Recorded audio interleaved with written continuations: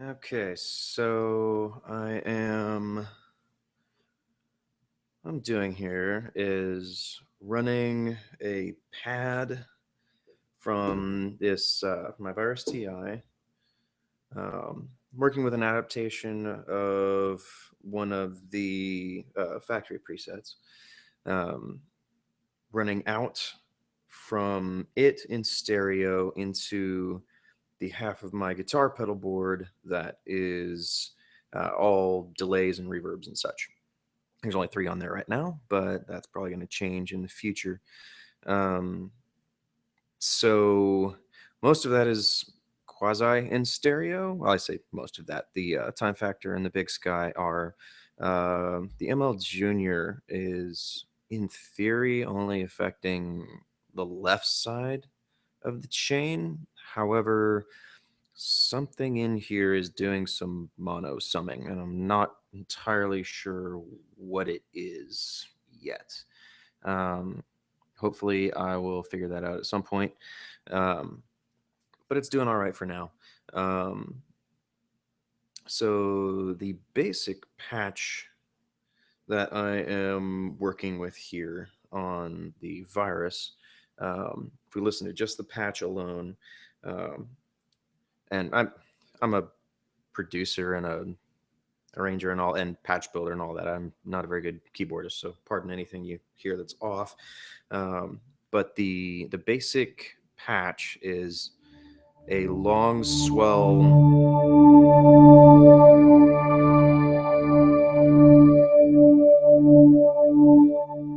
Just a single note is sounds like this. It's got a very little bit of motion in it, not a lot. Uh, Very slow attack, very slow decay. Um, and let me just take you through a little bit of a tour of that if I can.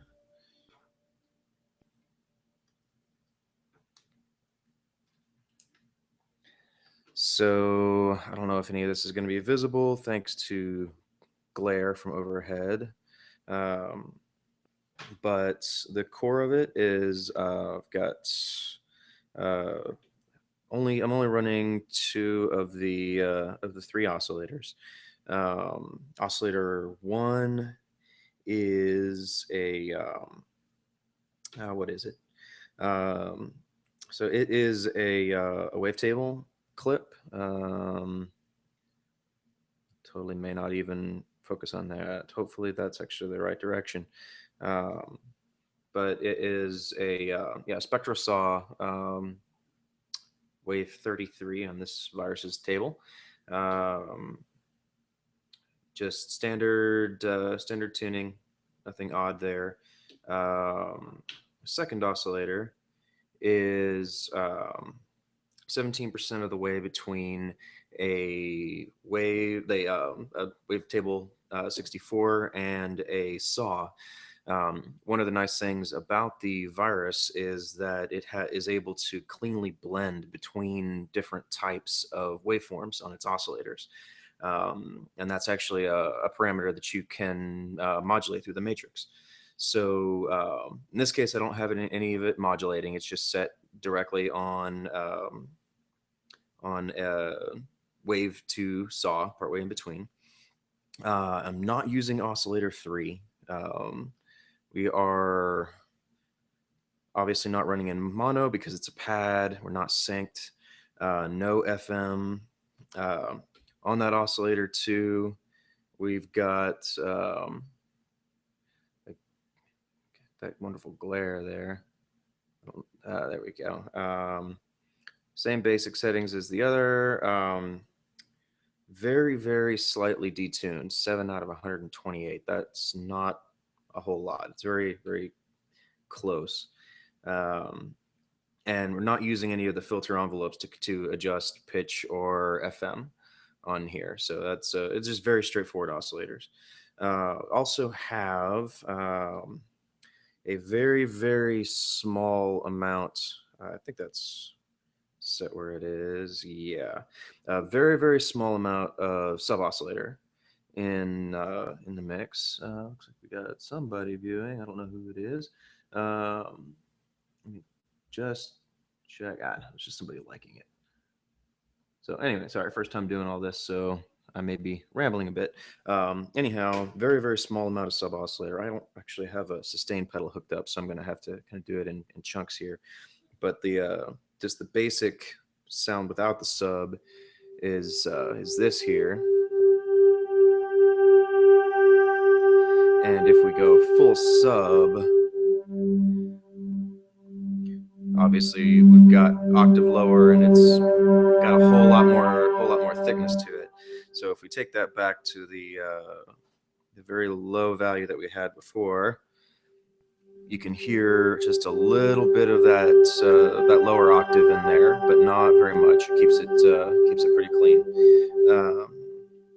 On the filters, I'm running 2 filters, both set in serial 4-pole. Let's see what we've got here.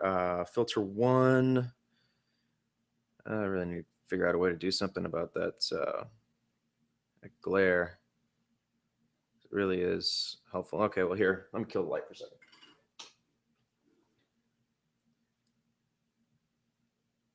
See if it can even pick it up. Nope, doesn't seem like it. Oh well. Okay, I can find a solution for that next time. But anyway, cutoff is set at probably about half right now.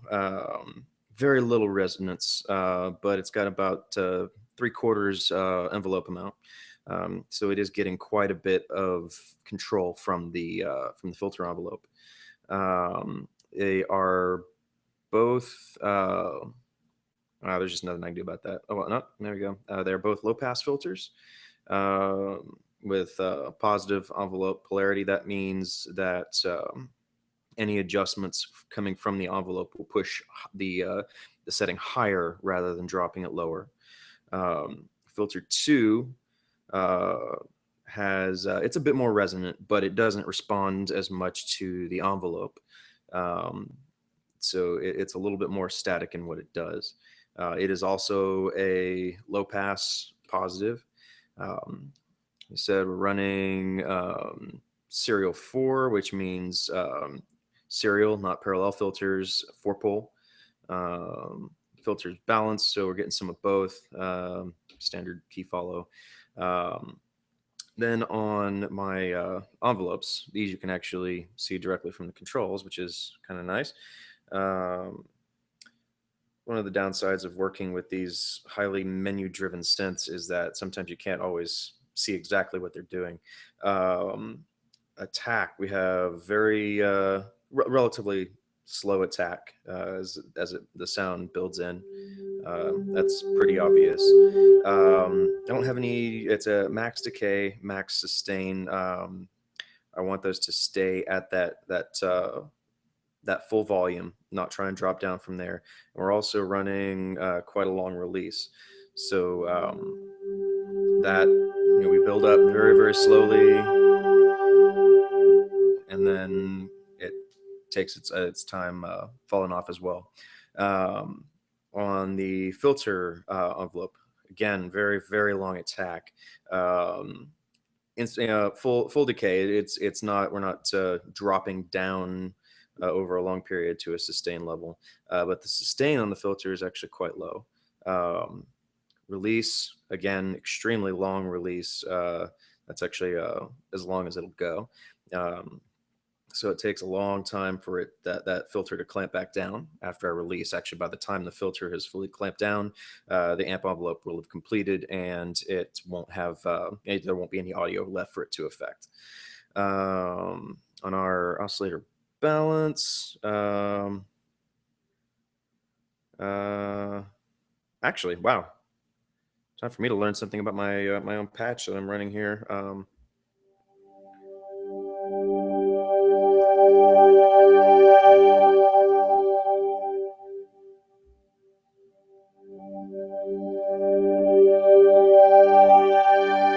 Okay, yeah, we got a little bit more of a high in there when I bring the oscillators back into balance. But originally I was running just the apparently just oscillator 1. How about that?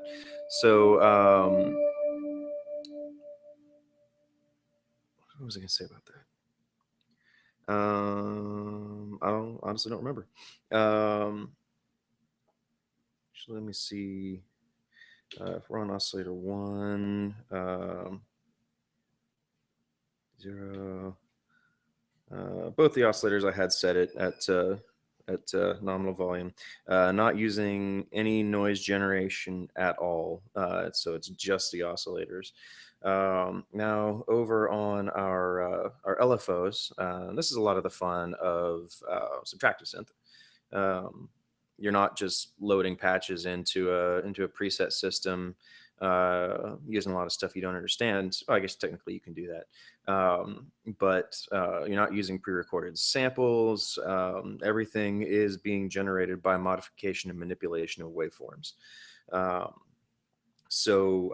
we've got the virus has 3 LFOs, which is nice. You can do some pretty crazy stuff. Um, what all am I doing with these? Let's see. LFO1. I don't currently have doing anything. LFO2.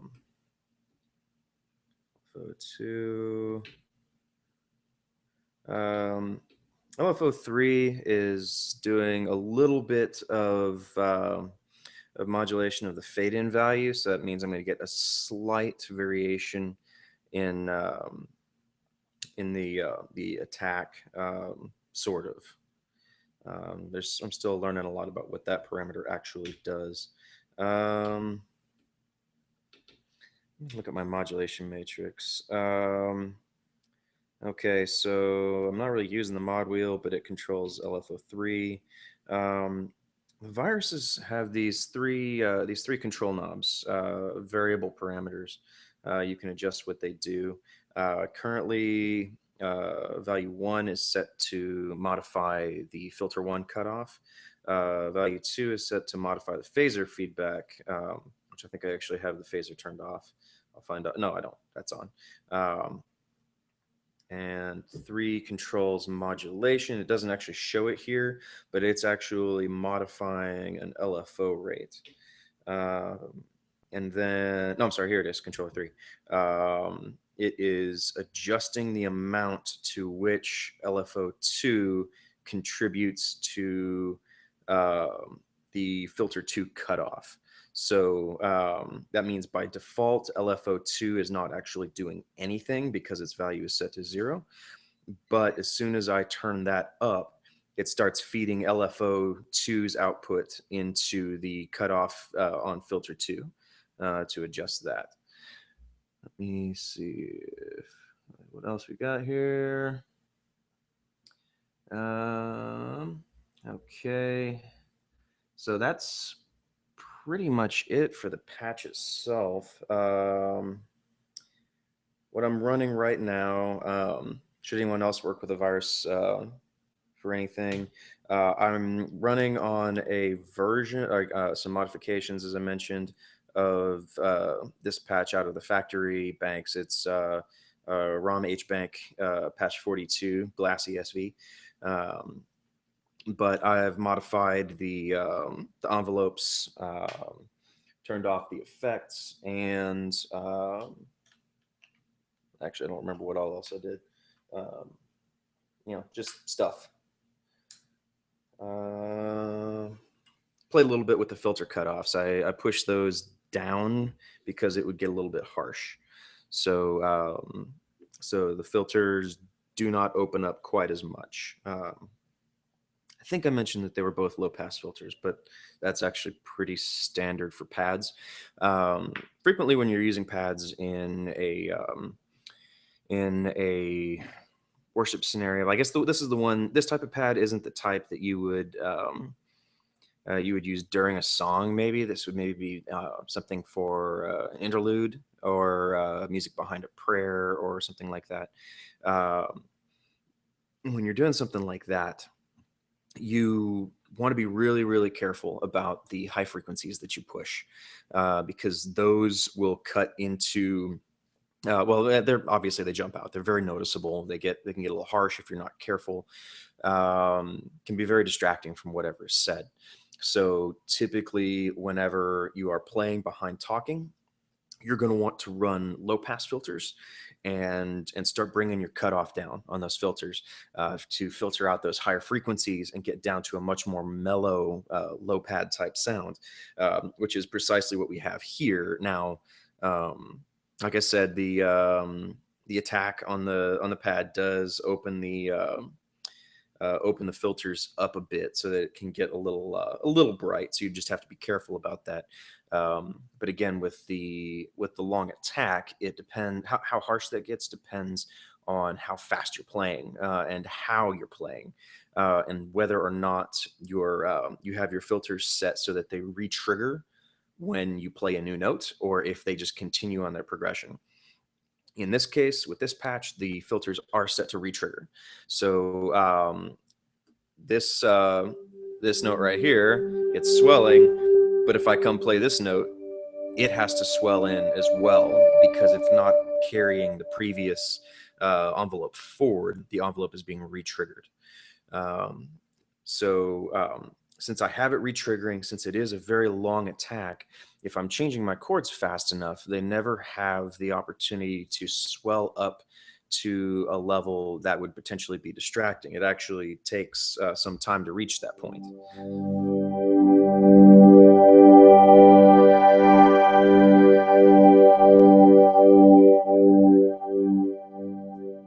And it starts fading out there. So if you and that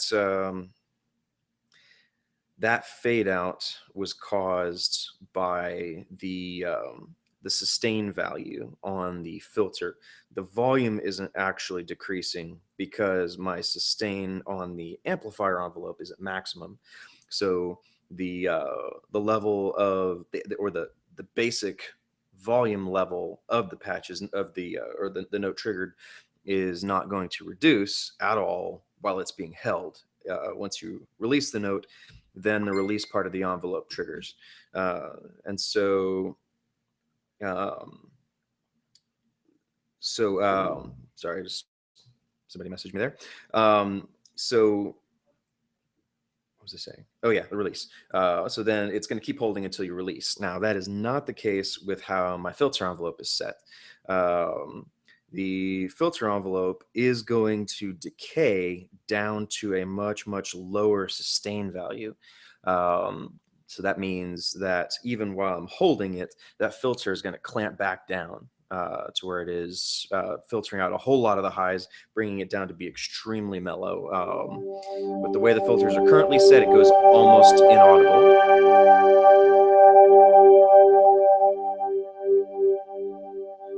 There you can hear the filters closing, or the cutoff closing down. It goes down to be very quiet there. If we didn't want it to drop down so far, oh, here it comes back again. I am not really sure why I did that. That's fun. The current firmware that's loaded on this virus actually has a number of bugs. I need to get it updated. So hopefully we won't run into any more significant ones. If you didn't want that to drop as far, you can always push the sustain for the filter on up, and here we'll hear it swell up, but it will not drop down as far.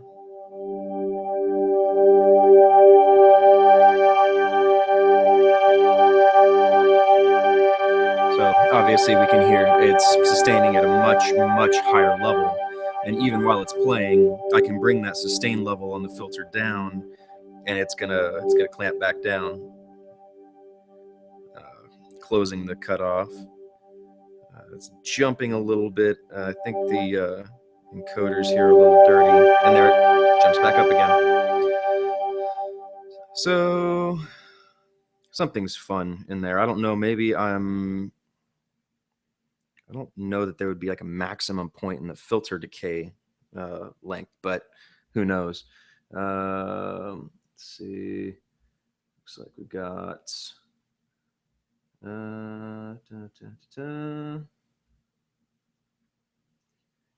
Okay, so now to get into the other fun part, what I really wanted to do. Um, so um, there are a few videos out there of what happens when you run synthesizers through effects gear. Now the virus does have its own onboard set of effects: delay, reverb, EQs, distortions, chorus, phaser. They actually patched some more in, which is actually, it was pretty nice of Access. Um, they released the Virus TI-2. This is the original TI. Um, but really, the only core difference between them is that the 2 has a slightly more powerful DSP. So it's approximately 25% more processing capability. Um, now, which is another point. This is a hardware synthesizer. However, this is what's known as a virtual analog. It's not actually analog. It's doing analog modeling. Quite a few synths are this way. The like the Nord Lead series, they're also virtual analogs. A lot of the recent Roland stuff is basically, if you're looking at a synthesizer that has this type of subtractive synthesis control, but is not actually marketed as being analog, then it's probably a virtual analog. Um, Things that come to mind are, I want to say that the Prophet 12 is a hybrid, but I could be wrong on that. I may not be remembering that exactly correctly. Whereas the Prophet 08, that one is fully analog. It's a pure analog subtractive synth. Um, so anyway, all that back around to say that with the only difference being a little bit of extra processing power, Access actually released an updated firmware for the original TI that put some extra features from the TI-2 into the original TI. Now that extra effects, that means I don't have direct control over them because the TI was not built to have direct control over those new effects. But you can still get to them through the menus. Um, However, anyway, sorry, digressed under the topic of a TI. Effects. There was a really great demo done, I think it was by Peter Trier. I think that was his name. Did a demo of a whole bunch of different synthesizers through the Big Sky. It was right around the time that Big Sky was released. He did this demo for Strymon. Um, and he was able to come up with some really incredible sounds.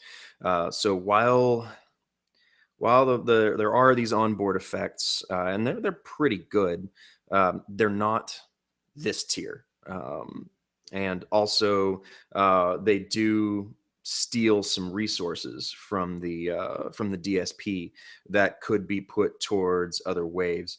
Um, Thank you, Eric Olson. I appreciate your comment on my link there.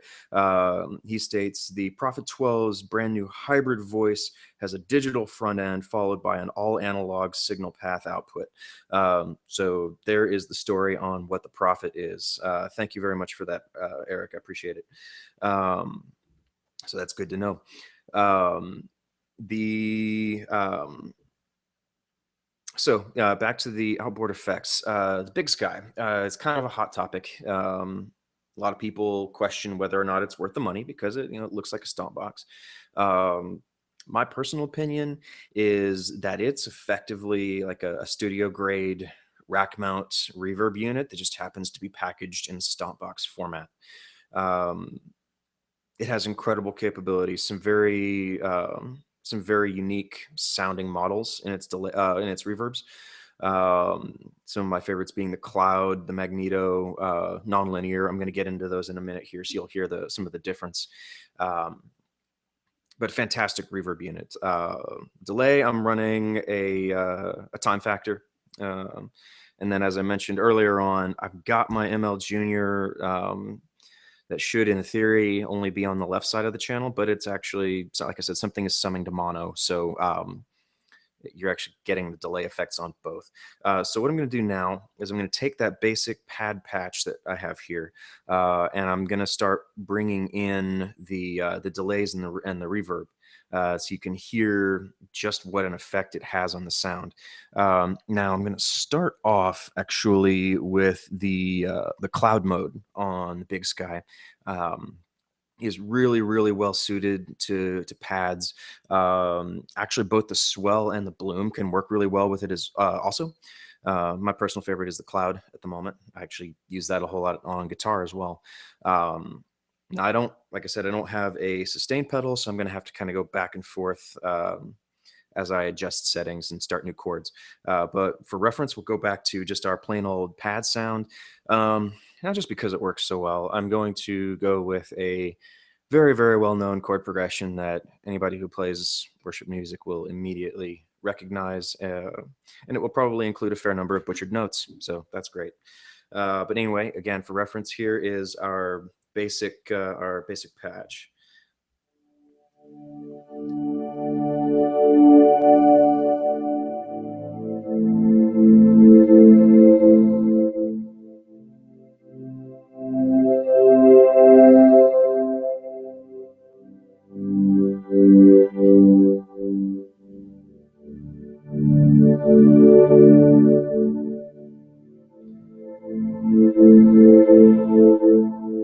So in there, we can hear where the decay, or sorry, the long release is handling a lot of the smoothness of the transition, but you can still feel a noticeable drop in overall level between the progressions.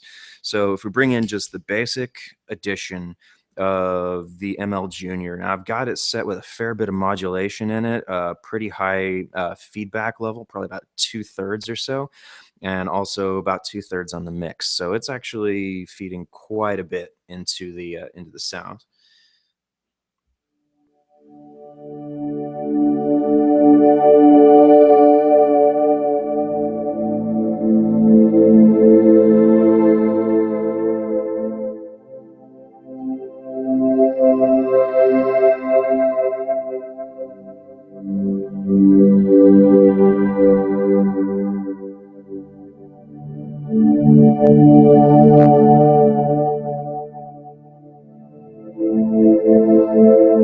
Okay, so that's good. I'm gonna take that out for a moment. We'll do this piece by piece. Now I'm gonna bring in the time factor. I've got that on a tape echo. Got to be honest, I don't actually remember all of the details of the settings I have in here. This is one of the patches I use on my guitar. I do have both delays, A and B, active. I think it's running a relatively low feedback, but again, I don't really remember. And unlike the virus, which will show you, like as you're turning the knob, it has a little light here that'll tell you when you've returned the knob to whatever's in the preset. Time factor, to my knowledge, doesn't do that, so it can't you can't see where it was at when you started, like where the patch is relative to where your knobs are. Um, so if I try to change it, it'll end up all over the place. But anyway, we'll hear what that adds in.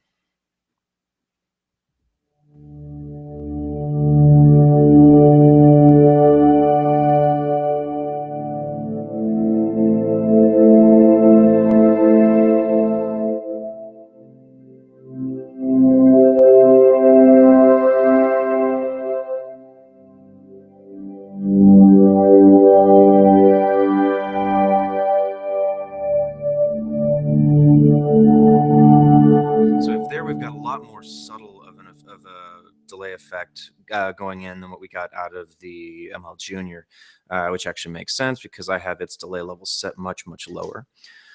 So then we get to the pièce de résistance, the Big Sky. As I said, I'm running it on cloud mode. Mix is somewhere. I think at the moment I'm actually running on an almost factory patch on this. Bank 7, preset A. I think I dropped the mix just a little bit, and I have the tone down to kind of mellow out some of the reverb. Again, we want to watch out for those highs, make sure they don't get too harsh. So now we will hear the difference of adding in the Big Sky reverb on cloud.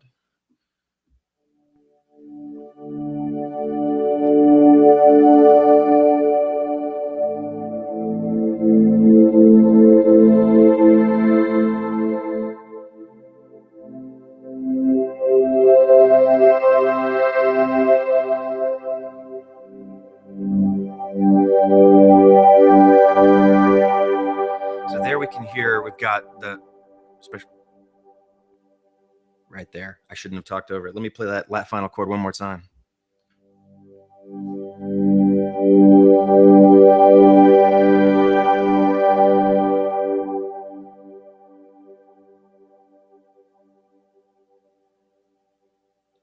You can hear a whole lot of the kind of the shimmer, the very small amount of high frequency motion in that patch being carried through and picked up by the cloud reverb model, which is cloud reverb is almost like you could almost compare it to like a multi-tap delay, but it multi-taps a whole lot of times. So it's just like constantly pinging the sample, stacking up the reverb points, sample points. So that's great. Let me switch that over into shimmer mode, which is really, really well known. Now for shimmer, I'm not doing any fifths because in the shimmer, because what I'm playing actually uses thirds. And when you introduce an interval of a third into a fifth shimmer, it gets really, really weird, and you can get some wonderful clashing there. So what I'm running is the first shimmer point is 1 octave up, and then the second is 2 octaves. So nothing particularly adventurous there. I don't remember how you get back. There we go. So let me just go with that D chord there.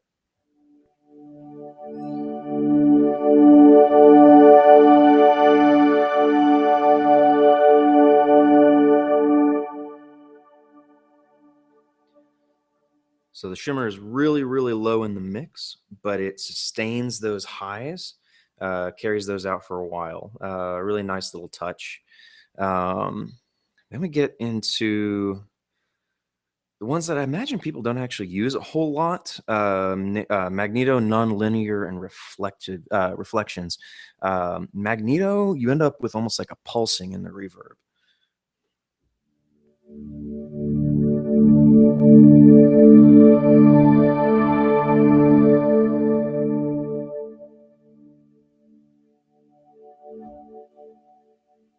Very, very light pulsing in there. Non-linear, you almost get a bit of a lo-fi, kind of a lo-fi effect on the reverb trails.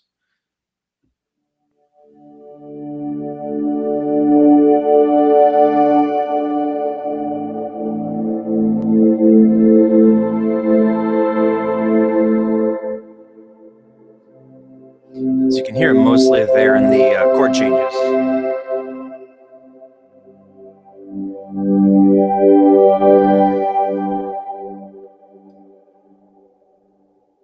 Got a bit of warbling in there, almost a little metallic. And then finally, we drop it into the reflections mode.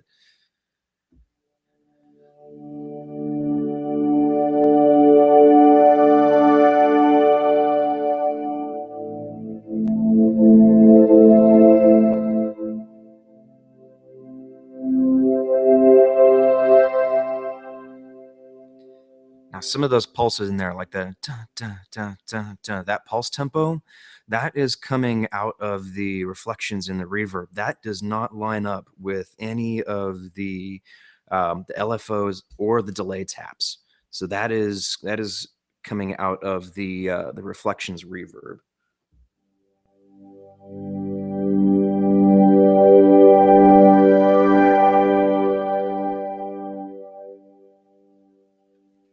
So there's a bit of a walk through the individual patches. Now, for reference, I'm going to go back to just the plain dry signal, as much as it feels dry with the long releases. And then I'm going to stack all three of those.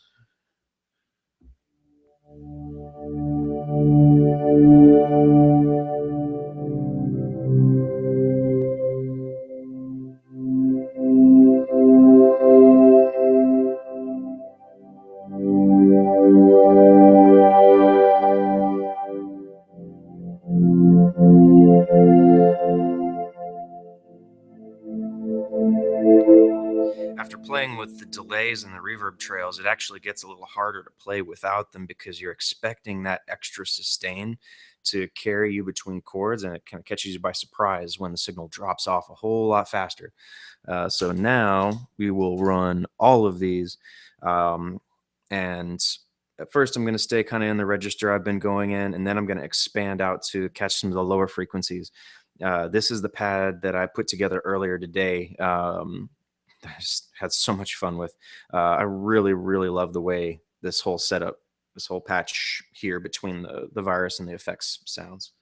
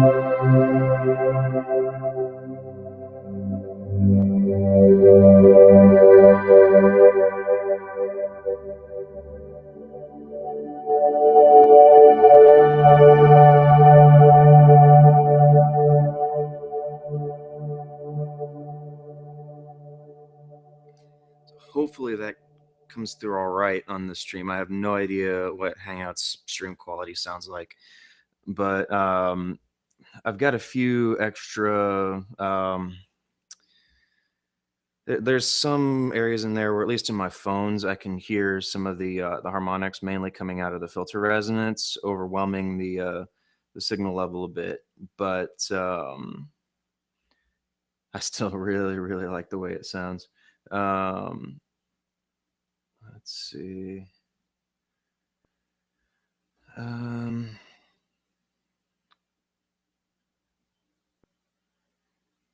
think I am going to migrate into another patch. I was earlier. I was just kind of blazing through some of the different patches that existed on the factory side through the TI, messing with them through the different verbs. Especially, oddly enough, some of the bass patches turn into some really interesting lead-like sounds. So I'm going to move away from that pad. And here, this is let me turn the level on it down just in case it's a little louder. This is actually categorized in the virus as a bass patch, but I think it sounds really, really good when you bring it up into the upper registers.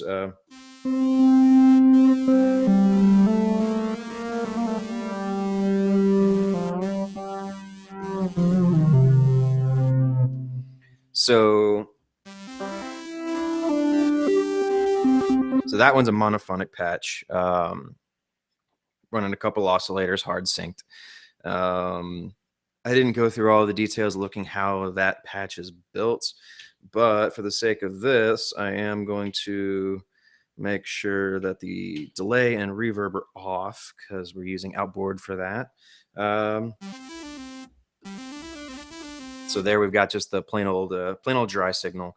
And again, somewhere in here is where we're running into one of those firmware bugs. I think it's some type of buffer issue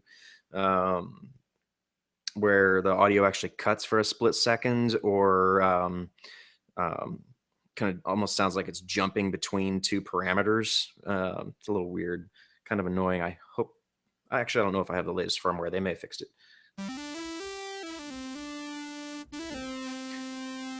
So we take that basic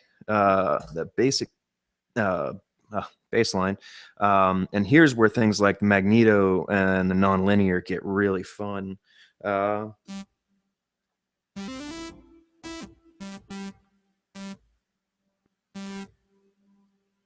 me feed that a bit.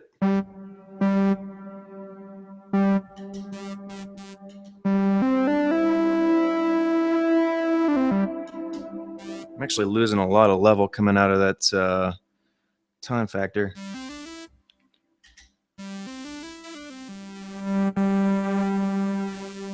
Not sure what's going on with that, but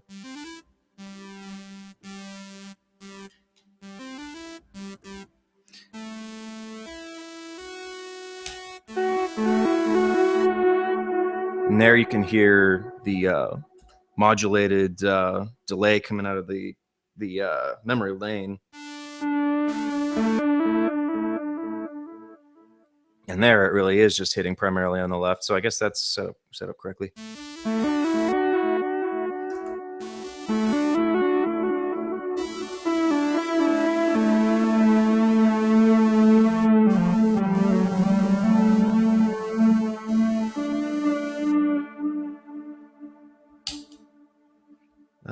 Let's see. Let me bring the mix up on that. There we get a little bit of the hit. That's in cloud mode. Let's go back to Magneto. Let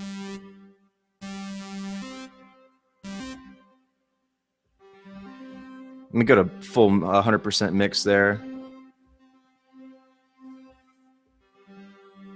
So you can really hear how Magneto's pulsing in there, if that's coming through loud enough.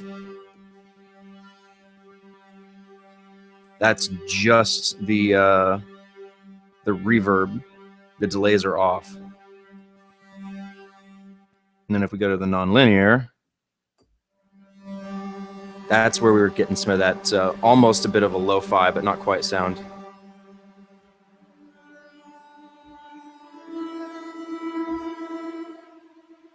And then if we go to reflections, that's really, really low, actually.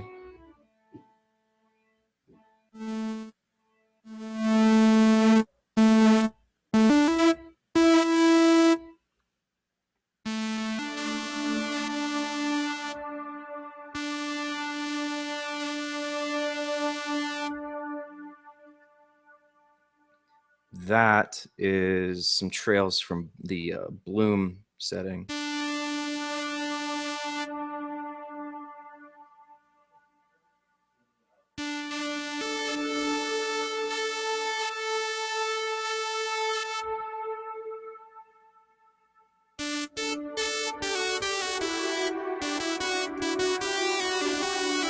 Sorry, I had to.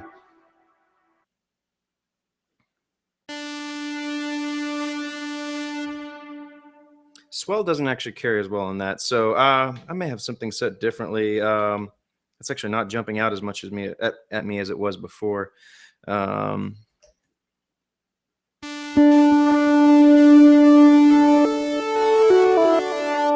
Okay, there. I don't even know what that elevate parameter does. Oh, that bumps the ring modulator up. So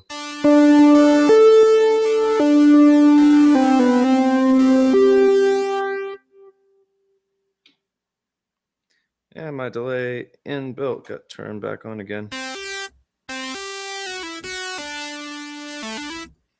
So that is the bass lead with a whole lot more ring mod thrown into it. And then you can actually shimmer that one pretty well.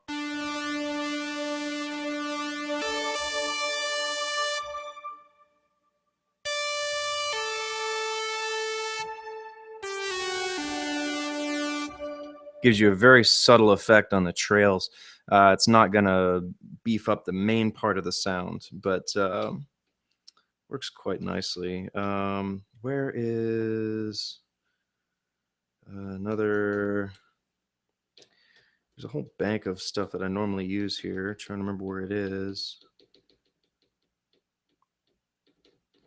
Normally, I have the virus hooked up as a plugin in Ableton, but when I do that, I lose the direct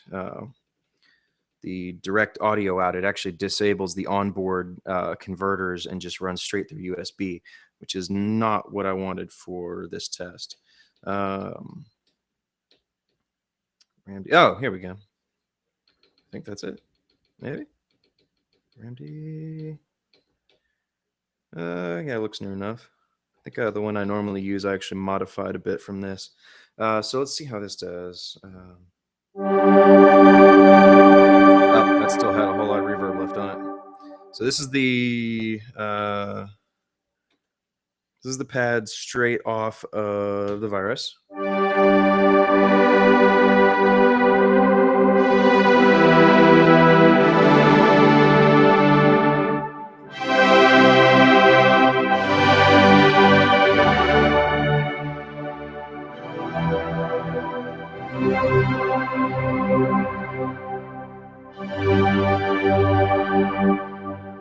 It's pretty good. That doesn't have any delay or reverb on it. So what we're hearing there is just decays off the filter releases.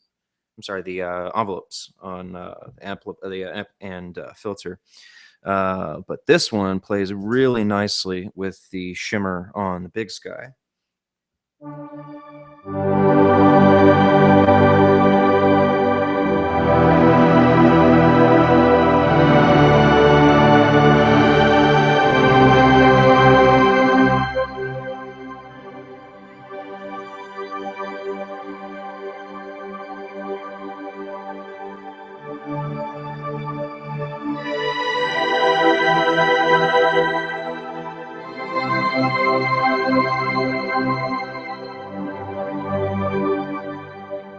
And then if you want to take it huge, you just throw the delays back in, and it gets kind of ridiculous.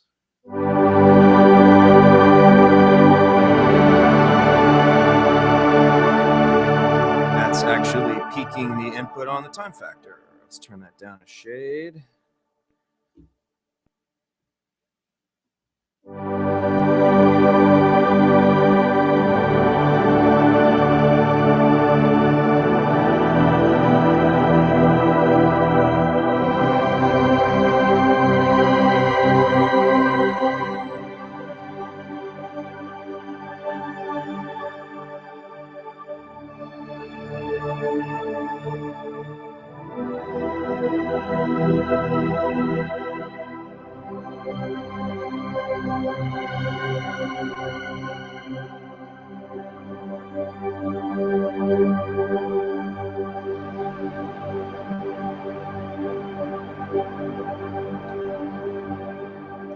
So yeah, I get a whole lot of use out of that patch there.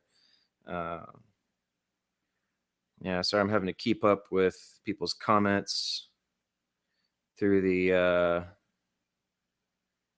through Facebook actually. Okay, Jay, thanks for the feedback there. It should be fine going into the laptop. I suspect that may be Hangouts doing it, but I'm not on the monitoring side of Hangouts, so I can't really tell. I'll listen to the video after the fact, and I'll see if I can tell what the difference is there. I'm sure I'll be able to. But we'll see. Maybe I'll be able to improve the stream in the future, or I might use something other than Hangouts. I may actually just do a plain old MP3 stream. Or Twitch or something. But anyway, that's a good first run. I think as I'm playing around with this, I'll probably come up with more patches, more combinations. If anybody has any questions about the Virus or how I have stuff set up or what values were where, let me know. Be happy to try and answer them. Most of the time I just mess around on the Virus patches and the whole whole oscillator engine until I find stuff that I like, which also means that I create a whole bunch of patches that are absolutely, when I say patches, I work my way through a whole bunch of sounds that are not great at all in the process, but it's always a learning experience. One of the best things that I learned a long time ago was to never really necessarily treat things as mistakes. Of course, sometimes things are you just legitimately didn't play it right. But everything's a learning opportunity. So if you just approach it that way, I have learned a whole lot in making those sounds that were not that great. Learning about how I can route stuff in the modulation matrix. what can happen when you have two oscillators interacting at these certain frequencies that sets up these crazy harmonics, how to push filters up into self oscillation, all kinds of crazy stuff. But yeah, feel free to throw questions my way, and if I can answer them, I will. So thanks for the couple of people who are watching live. And if anybody else watches this later on, I hope you find something useful out of it. Thanks.